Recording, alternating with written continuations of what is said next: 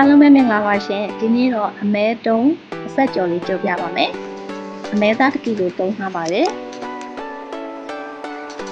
ဟင်းခမုံစားငံပြာရည်ပြီးတော့ချင်းပပပြရတဲ့စပင်းနဲ့ဖိရှာနှောက်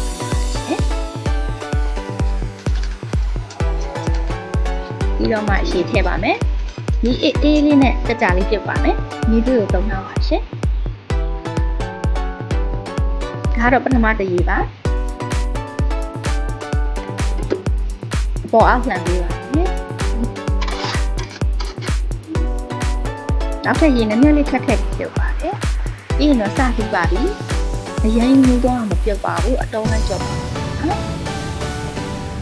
ဒါကတော့ပြုတ်ပြီးသားကိုပြီးထားတဲ့အတုံးလေးပါဒီအတုံးလေးတွေကိုပဲစီနဲ့ကြော့အောင်ကြော်ပါရှင်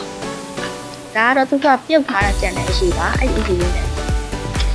ရေကုန်အောင်ပြန်လုံးလိုက်ပါတယ်။ရတာတွေပုံပြန်လုံးအောင်ပါ။ပြီးရင်တော့စီနဲ့ကျွတ်နေတယ်။ရေခမ်းတော့လည်းစီတန်းထည့်ပြအောင်။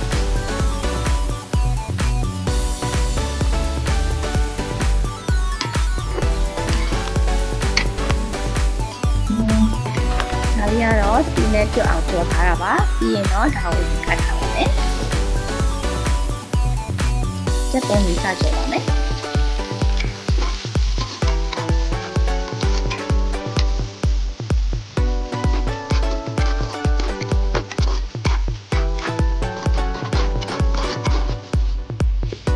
ကျက်သွန်ကြီးပြီးတော့ထည့်လိုက်ပါเนาะဒီထဲမှာတော့ပါသွားတော့တာပါကျက်သွန်ကြီးကြော်ပါတယ်ပြီးတော့မှကြော်ထားပြီးသားအမဲသားနဲ့ပြန်ကြော်ပြီးကြော်ပါတယ်နောက်တော့အဆင့်ကြမှာမြေစီအကျန်းတက်ကိုထည့်ထားပါတယ်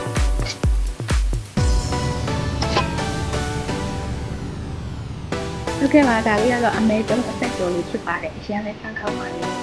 သုံးထိကြည့်ကြလို့ကျေးဇူးပါရှင်